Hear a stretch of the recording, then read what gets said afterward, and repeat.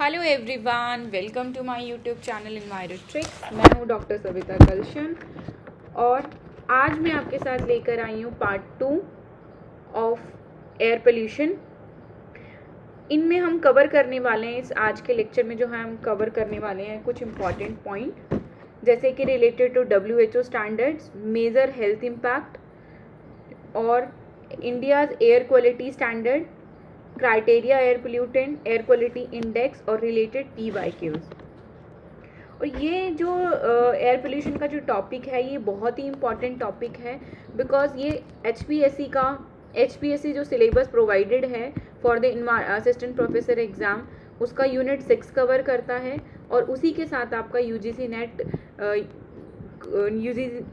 Net syllabus का unit 6 जो है वो कवर करता है। और साथ साथ आपका UPSC prelims point of view से भी ये जो है एक बहुत ही इंपॉर्टेंट टॉपिक है, जिसमें प्रीलिम्स या मेंस में जो बहुत अच्छे क्वेश्चंस जो है यहाँ से देखे जाते हैं। और एयर पोल्यूशन जो है मैंने इसीलिए स्टार्ट किया है थ्योरी में, क्योंकि बहुत इंपॉर्टेंट और मेजर टॉपिक है जहाँ से बहुत अच्छे क्वेश्चंस जो है वो बनते हैं। देन हम बात करेंगे कल के टॉपिक में, जो पार्ट 1 में हमने क्या क्या डिस्कस किया था। एक क्विक रिकैप ले लेते हैं। मैंने बताया था एयर के बारे में। एयर क्या होता है? एयर जो होता है आपका मिक्सचर ऑफ गैसेस होता है, जिसमें मैक्सिमम कंसंट्रेशन में नाइट्रोजन प्रेजेंट है, उसी के साथ आपका क्या प्रेजेंट है?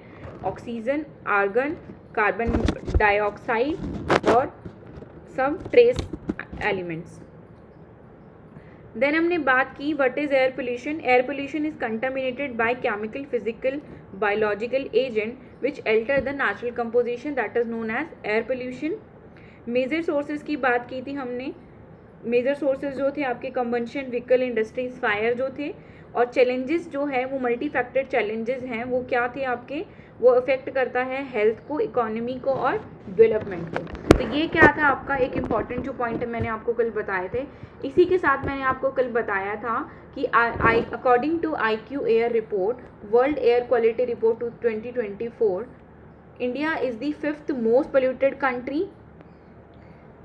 India is the most 5th polluted country. और इसी के साथ मैंने बताया था कि टाइप ऑफ एयर पोल्यूशन बताए थे, प्राइमरी और सेकेंडरी। साथ साथ मैंने बताया था सोर्सेज ऑफ पोल्यूशन, नेचुरल और एंथ्रोपोजेनिक। और इसी के साथ मैंने आपसे डिस्कस किया था क्लासिकल एंड फोटोकेमिकल स्मोक को। तो जिसमें मैंने बताया था क्लासिकल स्मोक जो होती है वो रिड्यूसिंग इन नेचर होती है और photochemical smoke oxidising in nature होती है। मेन कंपोनेंट जो होते हैं क्लासिकल स्मोक के वो स्मोक, फोग और SO2। और ये ड्यूरिंग डे टाइम जो है ये आपके कोल्ड कंडीशन में जो है आपके ये फॉर्म होती है। और फोटोकेमिकल स्मोक जो है वो आपकी विंटर कंडीशन में फॉर्म होती है। और उसके मेन कंपोनेंट क्या थे? नॉक्स, VOCs, ओजोन और पैन। और इसी से रिलेटेड हमने कुछ कल PYQ भी डिस्कस किए थे। तो आज का टॉपिक देख लेते हैं। सबसे पहले मैं बात करूंगी WHO एयर क्वालिटी स्टैंडर्ड्स की। WHO ने एयर क्वालिटी स्टैंडर्ड जो है वो पहले 2005 में आए थे, उसके बाद इन्होंने रिवाइज़ किया था 2021 में। तो WHO जो है अपने मेजर कुछ क्राइटेरिया पोल्यूटेंट्स को जो है वो कंसिडर करता है। ठीक है, वो 6 पोल्यूटेंट्स हैं। उन 6 पोल्यूटेंट्स में आपका क्या क्या आता है? 6 पोल्यूटेंट जो हैं वो कंसिडर करता है। उसमें आपका आता है particulate matter 2.5, particulate matter 10, ozone, nitrogen dioxide, sulphur dioxide और carbon monoxide.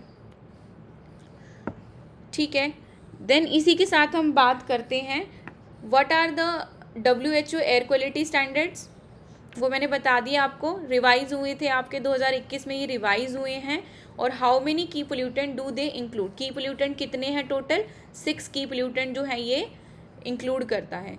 What are the major health impact associated with these air pollutant? जैसा कि हम जानते हैं according to WHO every year 7 million premature death due to air pollutant. हर साल जो है 7 मिलियन प्री मेच्योर डेथ होती है। किसकी वजह से होती है? ड्यू टू एयर पोल्यूशन होती है। दूसरी बात अगर हम करें तो ये चिल्ड्रन में जो है वो लॉन्ग ग्रोथ फंक्शन जो है वो रिड्यूस कर देते हैं।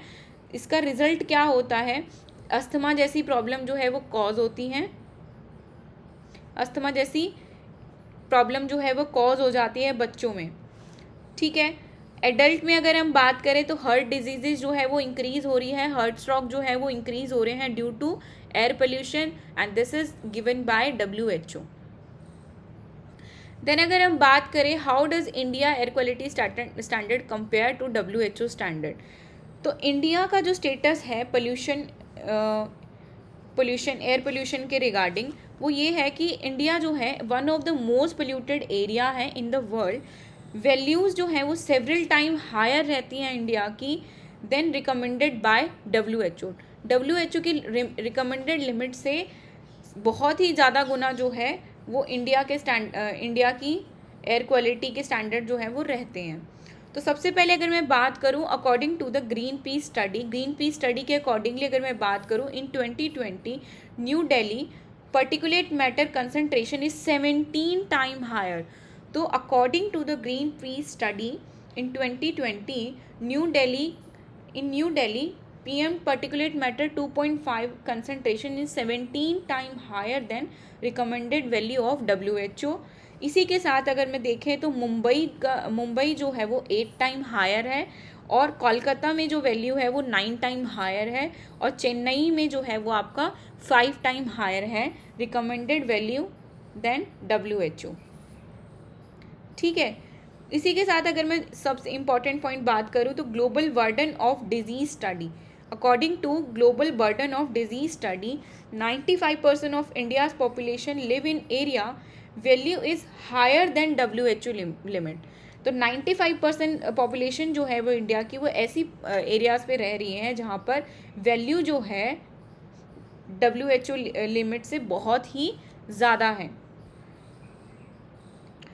और WHO का मानना ये है कि जो नेशनल एयर क्वालिटी स्टैंडर्ड है, इंडिया के जो नेशनल एयर क्वालिटी स्टैंडर्ड है वो बहुत ही ज़्यादा लीनियंट है। ये किसका मानना है? ये WHO का मानना है। और इसका इम्पैक्ट क्या हो रहा है इंडिया पे? WHO की जो ये गाइडलाइंस आई हैं इसका एक बहुत मेजर इम्पैक्ट है इंडिया पे, वो ये है कि इंडिया जो है हमेशा पोल्यूटेड जोन में रहता है मोस्ट ऑफ द ईयर, ठीक है। इंडिया जो है वो हमेशा पोल्यूटेड जोन में रहता है। और दूसरा ये कि इंडिया के ऊपर एक प्रेशर क्रिएट हो गया है, it should push India to work harder to make air cleaner and safer, कि क्लीन और सेफ जो है उसको एयर क्वालिटी को जो है हमें बनाना है। और फॉर एग्जांपल अगर मैं बात करूं कि एयर क्वालिटी स्टैंडर्ड की, तो आप देख रहे हो कि पर्टिकुलेट मैटर 2.5 का जो कंसंट्रेशन है वो कितना है, 5 माइक्रोग्राम पर मीटर क्यूब एनुअल मीन है। लेकिन एनुअल मीन जो अगर हम देखें पर्टिकुलेट मैटर 2.5 का according to national ambient air quality के अकॉर्डिंग अगर हम देखें तो वो कितना है, 40 माइक्रोग्राम पर मीटर क्यूब। तो इससे बहुत ही ज़्यादा, इस वैल्यू WHO वैल्यू से ये बहुत ही ज़्यादा है, ठीक है। देन हम बात करते हैं national ambient air quality standards के बारे में। तो national ambient air quality standard होता क्या है? It is given by the central pollution control board and define the permissible concentration of specific air pollutant in outdoor ambient air across India. तो क्या air pollutants क्या होते हैं? They define the set permissible concentration of specific air pollutant in a ambient air, ठीक है। Permissible limit define करते हैं कितना इन द एम्बियंट एयर जो है, कितना उसका क्वांटिटी है एक पर्टिकुलर किसी पोल्यूटेंट का, वो कौन बताता है? National ambient air quality standards बताते हैं। ये किसने दिया था? सेंट्रल पोल्यूशन कंट्रोल बोर्ड ने दिया है। और ये किसके तहत जो है वो लागू किया गया था? Air pollution control of pollution के तहत, जो air prevention and control pollution act के तहत जो है 1981 में जो है ये बनाया गया था, ठीक है। CPCB and state pollution control board जो है इसमें क्या है? मेजर लीगल बॉडीज़ हैं। अगर मैं लेटेस्ट रिवीजन की बात करूं तो इसको लेटेस्टली जो है वो रिवाइज किया है 2009 में। सबसे पहले ये कब आया था, 1982 में आया था, जब एयर पोल्यूशन प्रिवेंशन एक्ट जब बनाया गया था उसके एक साल बाद जो है वो आपका national ambient air quality standards को बनाया गया था, उसको रिवाइज़ किया था 1994 में, और उसके बाद जो है इसको रिवाइज़ किया था 2009 में, जिसके अकॉर्डिंगली 12 पोल्यूटेंट जो हैं वो प्रेजेंट है। लेकिन पहले कितने थे, 7 पोल्यूटेंट्स को सिर्फ कंसिडर किया जाता था। ठीक है, तो 12 पोल्यूटेंट जो हैं वो कंसिडर किए जाते हैं अभी। और कौन कौन से पोल्यूटेंट जो हैं अब ऐड हुए थे 2009 में, वो था आपका PM 2.5, ozone, benzene, benzo alpha pyrene, arsenic और निकल। देन नेक्स्ट हम देख लेते हैं एयर क्वालिटी स्टैंडर्ड्स के बारे में मेजर इंपॉर्टेंट पॉइंट। तो सबसे पहले अगर मैं बात करूँ कि सल्फर डाइऑक्साइड की, तो हम इसको एनुअली और 24 आवर एवरेज टाइम में मेज़र करते हैं। इसका जो यूनिट है वो है माइक्रोग्राम पर मीटर क्यूब। तो एनुअल कंसंट्रेशन जो है आपकी वो रहती है 50 माइक्रोग्राम पर मीटर क्यूब, और 24 आवर कंसंट्रेशन अगर देखें तो वो कितना रहता है आपका 80 माइक्रोग्राम पर मीटर क्यूब। और ये क्या करते हैं, ये हेल्थ इम्पैक्ट कॉज करते हैं, रेस्पिरेटरी इरिटेशन और ब्रोंकाइटिस जैसी प्रॉब्लम को कॉज करते हैं। ठीक है, और इसको सैम्पलिंग मेथड क्या है, वेस्टगेट मेथड जो है वो इसका सैम्पलिंग मेथड है। इंस्ट्रूमेंट जो हम यूज़ करते हैं वो यूवी फ्लोरोसेंस एनालाइजर्स को यूज़ करते हैं to measure the sulphur dioxide concentration in the ambient air. Then अगर हम बात करें नाइट्रोजन डाइऑक्साइड की, इसको भी हम माइक्रोग्राम पर मीटर क्यूब में जो है वो मेज़र करते हैं एनुअली और 24 आवर्स। एनुअली जो कंसंट्रेशन है वो आपकी है 40 माइक्रोग्राम पर मीटर क्यूब, और 24 आवर कंसंट्रेशन जो है आपकी वो क्या है 80 माइक्रोग्राम पर मीटर क्यूब। ये क्या कॉज करते हैं, ये लंग इन्फ्लामेशन कॉज करते हैं, अस्थमा जैसी प्रॉब्लम को जो है वो ट्रिगर करते हैं। और इसका सैम्पलिंग मेथड क्या है, जैकब एंड हॉशियर मेथड। और इस कौन सा इंस्ट्रूमेंट हम यूज़ करते हैं, तो केमिल्यूमिनेसेंस एनालाइजर जो है हम यूज़ करते हैं for detecting of nitrogen dioxide in the ambient air.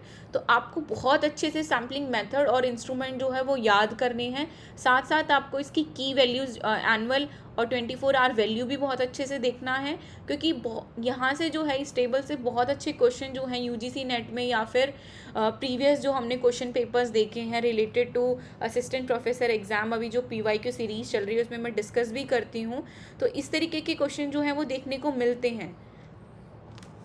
और हमें पता भी होना चाहिए, being a environmentalist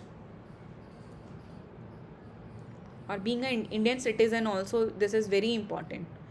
then next हम देख लेते हैं पार्टिकुलेट मैटर 10। एनुअल कंसंट्रेशन और 24 कंसंट्रेशन जो है वो आपका है 60 माइक्रोग्राम पर मीटर क्यूब एनुअली, और 24 आवर के लिए अगर हम देखें तो 100 माइक्रोग्राम पर मीटर क्यूब। ये क्या कॉज करते हैं, रेस्पिरेटरी इश्यूज़ और आई इरिटेशन कॉज करते हैं। सैम्पलिंग मेथड क्या है, ग्रेविमेट्रिक फिल्ट्रेशन और हाई वॉल्यूम सैम्पलर जो है हम इसके लिए यूज़ करते हैं डिटेक्ट करने के लिए। देन हम बात करते हैं पर्टिकुलेट मैटर 2.5। पर्टिकुलेट मैटर 2.5 का जो कंसंट्रेशन है एनुअली वो है आपका 40 माइक्रोग्राम पर मीटर क्यूब, 24 आवर्स के लिए है आपका 60 माइक्रोग्राम पर मीटर क्यूब। ये कॉज करते हैं आपके कार्डिक पल्मोनरी डिजीज़ और कैंसर रिस्क जो है वो कॉज करते हैं पर्टिकुलेट मैटर 2.5। ये भी जो है वो ग्राविमेट्रिक फिल्ट्रेशन से हम सैम्पल मेथड जो है इसका ग्राविमेट्रिक फिल्ट्रेशन है, और फाइन पर्टिकुलेट मैटर सैम्पलर जो है हम यूज़ करते हैं to detect the particulate matter 2.5। High volume sampler किसके लिए यूज़ होता है, PM10 के लिए, और PM 2.5 के लिए क्या यूज़ करते हैं, फाइन पर्टिकुलेट सैम्पलर। देन अगर मैं बात करूँ ओजोन की, तो ओजोन 8R जो है वो आपका रहता है 100 माइक्रोग्राम पर मीटर क्यूब, और 1 आवर के लिए जो आपका रहता है वो रहता है 180 माइक्रोग्राम पर मीटर क्यूब। ओजोन जो है वो चेस्ट टाइटनेस कॉज करता है और लंग फंक्शन को डिक्लाइन कर देता है। इसको हम जो मेज़र करते हैं, जिसको सैम्पलिंग करते हैं, वो उसके लिए हम यूज़ करते हैं UV फोटोमेट्रिक, और इंस्ट्रूमेंट जो यूज़ करते हैं वो ओजोन एनालाइज़र। देन मैं बात करूँ कार्बन मोनोऑक्साइड की, इसको हम जो मेज़र करते हैं वो मिलीग्राम पर मीटर क्यूब में हम जो है इसको मेज़र करते हैं। तो mg पर मीटर क्यूब में जो है हम इसको मेज़र करते हैं। 8 आर का कंसनट्रेशन आपका रहता है 2 mg पर मीटर क्यूब, बट 1 आर का जो कंसनट्रेशन है वो रहता है आपका 4 mg पर मीटर क्यूब।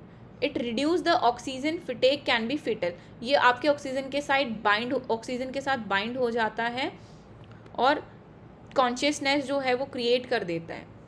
और इसको हम मेज़र किससे करते हैं? Non dispersive infrared NDIR sampler से। और इंस्ट्रूमेंट कौन सा यूज़ करते हैं? एनालाइज़र जो हम यूज़ करते हैं वो आपका यूज़ होता है CO एनालाइज़र। देन मैं बात करूँ लेड की, तो लेड का एनुअल कंसनट्रेशन है आपका 0.5 माइक्रोग्राम पर मीटर क्यूब और 24 आवर्स के लिए 1 माइक्रोग्राम पर मीटर क्यूब। ये क्या कॉज करता है? ये होते हैं जो न्यूरोटॉक्सिक होते हैं।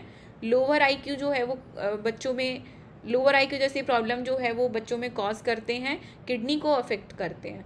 अगर मैं सैम्पलिंग मेथड की बात करूँ तो इसमें सैम्पलिंग मेथड जो हम यूज़ करते हैं वो absorption in boric acid solution हम यूज़ करते हैं। एनालाइज़र जो यूज़ होता है इसको डिटेक्ट करने में वो होता है आपका AAS, atomic absorption spectroscopy. Then ammonia की बात करूँ तो एनुअल जो है वो आपका है 100 माइक्रोग्राम पर मीटर क्यूब और 24 आवर्स के लिए जो है आपका 400 माइक्रोग्राम पर मीटर क्यूब। ये क्या कॉज करता है? लंग इरिटेशन, कफिंग और बर्न जो है वो कॉज करता है। Absorption in boric acid solution, ठीक है, लेड की तरह ही जो है इसको भी हम एब्जॉर्ब करते हैं बोरिक एसिड सोल्यूशन में। सैम्पलिंग मेथड है ये। और इसके लिए हम क्या यूज़ करते हैं? इंडोफिनॉल मेथड या फिर नेस्लेराइजेशन मेथड जो है हम यूज़ करते हैं अमोनिया के लिए। देन मैं बात करती हूँ बेंजीन की। बेंजीन को भी हमने कब ऐड किया था? 2009 में ऐड किया था। ये क्राइटेरिया पोल्यूटेंट भी है। CPCB में इसका जो लिमिट है वो कितना है? 5 माइक्रोग्राम पर मीटर क्यूब। ये कार्सिनोजेनिक होते हैं नेचर में और बोन मैरो सप्रेशन जो है वो कॉज करते हैं। सैम्पलिंग मेथड जो इसका रहता है वो absorption on activated charcoal tube. इसको एब्जॉर्ब करते हैं हम किसमें? एक्टिवेटेड चारकोल ट्यूब में। और इसका जो सैम्पलिंग इंस्ट्रूमेंट है वो क्या है? Gas chromatography. ये आपको मैच द फॉलोइंग में पूछ सकते हैं इंस्ट्रूमेंट और पोल्यूटेंट्स के बारे में। और शायद हमने PYQ सीरीज़ में हमने ये क्वेश्चन जो है वो डिस्कस भी किया था, जहाँ पे इंस्ट्रूमेंट के नाम दे रखे थे और रिलेटेड आपसे पोल्यूटेंट्स को पूछा गया था। देन बेंजोएल्फापाइरिन की अगर मैं बात करूँ तो इसको एनुअली मेज़र करते हैं। इसका जो मेजरिंग यूनिट है वो क्या है? नैनोग्राम पर मीटर क्यूब। 1 नैनोग्राम पर मीटर क्यूब। ये भी क्या है? कार्सिनोजेनिक है और म्यूटाजेनिक इन नेचर होते हैं। Particulate sampling, solvent extraction. Sampling method क्या है? पार्टिकुलेट सैम्पलिंग और सॉल्वेंट एक्सट्रैक्शन, जिसके लिए हम क्या यूज़ करते हैं? Gas chromatography and mass spectrometry. Then arsenic की बात करूं, आर्सेनिक को भी हम एनुअली मेज़र करते हैं नैनोग्राम पर मीटर क्यूब में। ये क्या कॉज करता है? स्किन कैंसर जैसी प्रॉब्लम को मेजरली जो है वो कॉज करता है। इसको हम मेज़र करते हैं ग्राविमेट्रिक और फिल्टर सैम्पलिंग के थ्रू और एनालाइज यूजिंग दी AAS। ये वो है ना, हैवी मेटल है तो इसको हम किससे मेज़र करेंगे? AAS से, एटॉमिक एब्जॉर्प्शन स्पेक्ट्रोस्कोपी। देन मैं बात करती हूँ निकल की। निकल को भी हम एनुअली जो है वो मेज़र करते हैं 20 माइक्रोग्राम पर मीटर क्यूब। यूनिट भी देख लेना, कुछ जो है वो नैनोग्राम पर मीटर क्यूब है और कुछ जो है वो माइक्रोग्राम पर मीटर क्यूब है। और जैसे कार्बन मोनोऑक्साइड वो आपका mg पर मीटर क्यूब है। तो यूनिट भी जो है वो वेरी करती है। ये क्या कॉज करते हैं? रेस्पिरेटरी कैंसर कॉज करते हैं, एलर्जिक डर्मेटिस कॉज करते हैं, स्किन एलर्जी कॉज करते हैं। मेज़र क्या किससे करते हैं? सैम्पलिंग मेथड है आपका ग्राविमेट्रिक और filter sampling. Analyse using the AAS। निकल भी हैवी मेटल है तो इसको किससे एनालाइज करेंगे? AAS से हम एनालाइज करेंगे। तो बहुत इंपॉर्टेंट टेबल है, इसको अच्छे से देख लेना। देन नेक्स्ट देखते हैं हम क्राइटेरिया एयर पोल्यूटेंट्स के बारे में। क्राइटेरिया एयर पोल्यूटेंट जो है वो बिफोर 2009 जो थे आपके 6 क्राइटेरिया एयर पोल्यूटेंट थे। इस पर बहुत क्वेश्चंस आते हैं कि कौन कौन से जो है आपको दे देते हैं, मतलब कि ऑप्शन दे देते हैं कि इनमें से कौन से जो है वो क्राइटेरिया पोल्यूटेंट्स हैं और कितने क्राइटेरिया एयर पोल्यूटेंट्स हैं। ये भी क्वेश्चन जो है वो आपसे PYQs में, काफ़ी सारे PYQs में पूछा गया है। तो बिफोर 2009 जो 6 क्राइटेरिया एयर पोल्यूटेंट्स थे, लेकिन आफ्टर 2009 12 क्राइटेरिया एयर पोल्यूटेंट्स हैं। बिफोर जो था वो आपका था sulphur dioxide, sulphur dioxide, nitrogen dioxide, particulate matter 10, carbon monoxide, lead और ओजोन। लेकिन लेटर हमने क्या ऐड किया, PM 2.5 को, अमोनिया को, बेंजीन को, बेंजोअल्फोपायरीन को और आर्सेनिक और निकल। ये सारी के सारी जो चीज़ें हैं ये आप मेजर सोर्सेज अगर हम देखें पर्टिकुलेट मैटर 10 और 2.5 का, वो क्या है, 10 का जो है वो आपका रहेगा वो डस्ट कंस्ट्रक्शन जो है वो क्या रिलीज करता है, पर्टिकुलेट मैटर 10। और PM 2.5 जो है वो आपका कहाँ से रिलीज आउट होता है, व्हीकल से और बायोमास बर्निंग से। SO2 की अगर मैं बात करूँ तो ये आपका कहाँ से, कोल और थर्मल पावर प्लांट से आता है। व्हीकल्स की अगर मैं बात करूँ, नाइट्रोजन डाइऑक्साइड की बात करूँ तो ये व्हीकल और इंडस्ट्री से रिलीज आउट होता है। कार्बन मोनोऑक्साइड इनकम्प्लीट कंबंशन की वजह से आता है। ओजोन जो है आपका वो फॉर्म होता है during day time in the presence of sunlight. और व्हीकलर से जो नॉक्स का इमिशन होता है और VOCs जो रिलीज आउट होते हैं आपस में रिएक्ट करके in the presence of sunlight they will form the ozone. Then हम बात करेंगे अमोनिया जो है वो एटमॉस्फेयर में कहाँ से आता है, फर्टिलाइजर्स और लाइफ स्टॉक फार्म से आता है। लेड की बात करूँ तो बैटरीज, पुरानी बैटरीज, पेंट और स्मेल्टिंग से जो है वो आपका लेड एटमॉस्फेयर में आता है। बेंजीन की अगर मैं बात करूँ तो फ्यूल्स और टोबैको स्मोक से आता है। बेंजीअल्फोपायरीन जो है वो आपका बायोमास बर्निंग और टोबैको। आर्सेनिक और निकल जो है, आर्सेनिक जो है वो कोल और मेटल प्रोसेसिंग के थ्रू एटमॉस्फेयर में ऐड ऑन होता है। और निकल जो है वो ऑयल रिफाइनिंग और मेटलर्जी से जो है आपका एटमॉस्फेयर में ऐड ऑन होता है। देन हम बात करेंगे नेक्स्ट एयर क्वालिटी इंडेक्स की। नेक्स्ट हम बात करेंगे एयर क्वालिटी इंडेक्स की। तो एयर क्वालिटी इंडेक्स जो है वो लॉन्च किया था 2014 में, जिसका मेन मोटो क्या था, 1 number, 1 color and 1 description for the common man to judge and check the air quality in the air and particular region or locality. And this is developed by CPCB with IIT Kanpur, and it measure the main 8 pollutants: PM10, particulate matter 2.5, nitrogen dioxide, ozone, carbon monoxide, sulphur dioxide, ammonia and lead. तो ये क्या है आपके total 8 जो है वो major air pollutant है, जो कौन मेजर कर रहा है, एयर क्वालिटी इंडेक्स में हम देखते हैं। और जिसका नंबर आप देख रहे हो कि गुड से सीवियर जो है वो 6 फैक्टर्स को हमने कंसिडर किया है, 6 कैटेगरीज में जो है इसको हमने क्लासिफाई किया है। गुड जो है आपका रहता है 0 to 50 और इसका कलर क्या रहेगा, कलर रहेगा आपका ग्रीन। सेटिस्फैक्ट्री की अगर मैं बात करूं तो इसमें एयर क्वालिटी इंडेक्स में वो 51 से 100 आपका वैल्यू रहेगा और इसमें कलर रहेगा वो light green. Then moderately polluted की बात करें तो एयर क्वालिटी इंडेक्स जो रहेगा उसका 101 to 200 और कलर क्या रहेगा, येलो। पुअर की अगर मैं बात करूँ तो आपका कलर रहेगा ऑरेंज, 201 to 300। वेरी गुड में जो आपका आएगा, वेरी पुअर में आएगा आपका 301 to 400। और सीवियर में maroon colour, maroon red colour 401 to 500। तो सीवियर और वेरी पुअर जो है वो बहुत ही ज़्यादा मेजर हेल्थ इम्पैक्ट कॉज करते हैं नॉर्मल हेल्दी पर्सन को भी। लेकिन सेटिस्फैक्ट्री और मॉडरेटरी पोल्यूटेड जो हैं ये इफ़ेक्ट करते हैं जिनको रिलेटेड लंग्स डिजीज़ हैं, अस्थमा जैसी प्रॉब्लम है, उन्हीं को ज़्यादा जो है सीवियरली वो अफेक्ट करते हैं, बच्चों को अफेक्ट करते हैं, प्रेग्नेंट वुमेंस को जो है ये अफेक्ट करते हैं। तो एयर क्वालिटी इंडेक्स जो है वो किसने दिया था, ये लॉन्च हुआ था 2012 में। 1 number, 1 color, 1 description इससे बात हुई थी। और ये डेवलप किसने किया था, CPCB ने किया था IIT कानपुर के साथ, जिसमें 8 पोल्यूटेंट्स को जो है हम कंसिडर करते हैं, PM10, PM 2.5, nitrogen dioxide, sulphur dioxide, carbon monoxide, ozone, ammonia and lead. Next हम बात करते हैं रिलेटेड PYQs की। Which of the following are the reason factor for exposure of benzene pollution, इनमें से कौन से फैक्टर जो है वो बेंजीन पोल्यूशन कॉज करते हैं।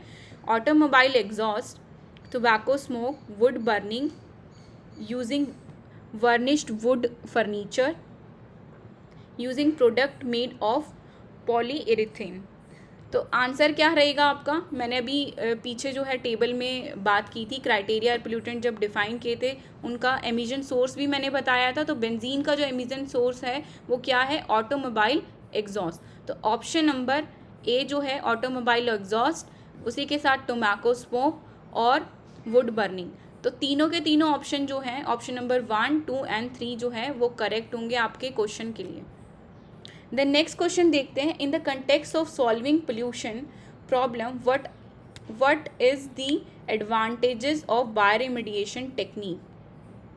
Option number 1, it is the technique for cleaning up pollution by enhancing the same biodegradation process that occur in nature. Any contaminated with heavy metals such as cadmium and lead can be readily and completely treated by bioremediation using microorganism. Option number 3, genetic engineering can be used to create microorganism specified design for bioremediation. तो bioremediation technique जो है वो क्या होती है, जिसमें हम microbes का यूज़ करके नेचुरली इन्वायरमेंट को क्या करते हैं, वो ट्रीट करते हैं, पोल्यूशन को जो है वो रिड्यूस करते हैं। तो आपका करेक्ट आंसर क्या रहेगा यहाँ पर, ऑप्शन नंबर सी। तो 1 और 3 statement is correct for this question.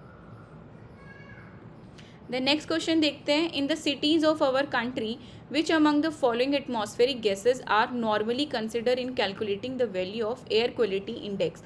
Air quality index को मेज़र करने के लिए इनमें से क्या क्या जो है हम कंसिडर करते हैं, carbon dioxide, no, carbon monoxide, nitrogen dioxide, sulphur dioxide. तो option number 2, 3 and 4, option number B is the correct answer. Then next question जो है ये मेंस पॉइंट ऑफ व्यू से आपके बहुत इंपॉर्टेंट है। Mumbai, Delhi and Kolkata are the 3 mega cities of country, but the air pollution is much and more serious problem in Delhi as compare to the other 2, why is this so. तो आप mains answer writing practice के लिए इन questions को आप देख सकते हैं, ये आपके PYQ है रिलेटेड टू UPSC। अगर इन्फॉर्मेशन पसंद आए तो प्लीज़ चैनल को लाइक, शेयर एंड सब्सक्राइब ज़रूर करें।